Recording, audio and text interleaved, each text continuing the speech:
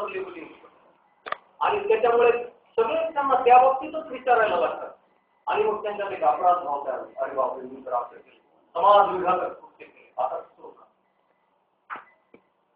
आणि त्यामुळे मला वाटत नाही की अभ्यासाला पुन्हा प्रवृत्त होतील किंवा काहीतरी चांगलं काम तात्काळ करू शकतील. नाही, दुष्टचक्रात अडकण्याची भावना न कळत एखाद्या वेळी त्यांच्याकडून चुका होत असतात आणि त्या चुका जेव्हा प्रसारित होतात तेव्हा ते एका दुष्टचक्रात अडकतात. कारण तिथं तर त्याच्यासोबत लफडं होतं, त्याचं तर तिच्यासोबत गुण काढणं चाललंय. हे जे आहे त्या दुष्टचक्रात जर मुलगा किंवा मुलगी अडकली तर ते त्याच्यातून सहज बाहेर येऊ शकतं. याच्यातून काय होऊ शकतं प्रणय?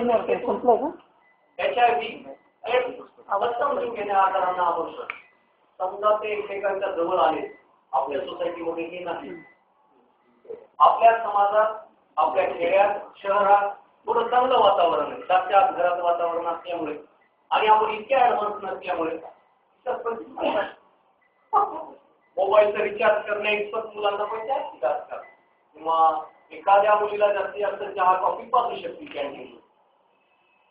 पण संबंध किंवा या सगळ्या गोष्टी मदत झाल्या तर त्यातून काय होऊ शकतं?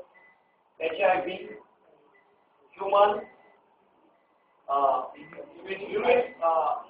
ॲक्वायर्ड इम्युनिटी डिफिशियन्सी एड्स नावाचा आजार होऊ शकतो किंवा सप्तम STI किंवा STD सेक्शुअल ट्रान्समिटेड डिसीज किंवा सेक्शुअल ट्रान्समिटेड इन्फेक्शन यासारख्या आजारांना माणूस बळी पडू शकतो. शारीरिक, मानसिक, भावनिक अगतिकता